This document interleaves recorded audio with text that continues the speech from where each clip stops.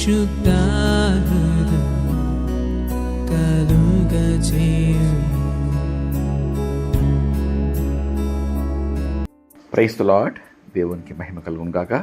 అందరూ బాగున్నారా?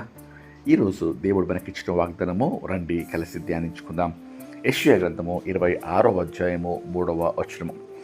ఎవని మనస్సు నీ మీద ఆనుకొనునో వానిని నీవు పూర్ణ శాంతి గలవానిగా కాపాడుదు.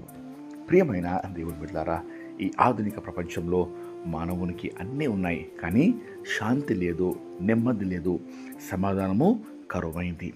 ఎప్పుడూ కలవరము, ఆందోళన, తెలియని భయము వెంటాడుతూ ఉంటుంది. దీని ద్వారా శారీరక, మానసిక, ఆత్మీయ ఒత్తిడి, రోగాలు మరియు వ్యాధులు అనేకములు పెరిగిపోతూ ఉన్నాయి. ఈ విధమైన జీవితము దేవుడు మానవునికి అనుగ్రహించలేదు. నిత్యము కలవరము, భయము, అశాంతితో కూడిన జీవితము దేవుడు మానవునికి ఇవ్వలేదండి. కానీ పూర్ణ శాంతి అనుగ్రహిస్తాను అని దేవుడు వాగ్దానము చేస్తున్నాడు.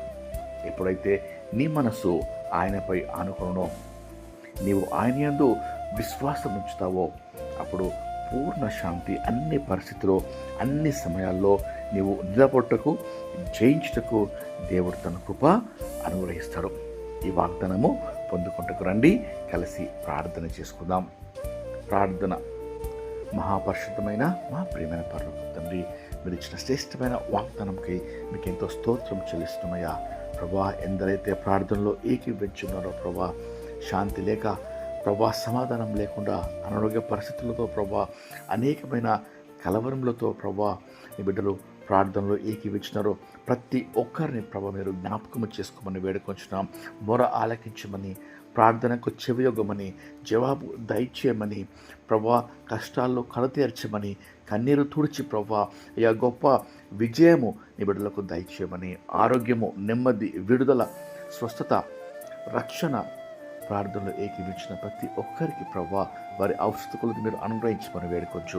నీకే సమస్త మహిమ, ఘనత, ప్రభావములు సమర్పిస్తూ నజరేయుడైన యేసుక్రీస్తు నామములో వేడుకొనుచు ప్రార్థిస్తున్నాం తండ్రి.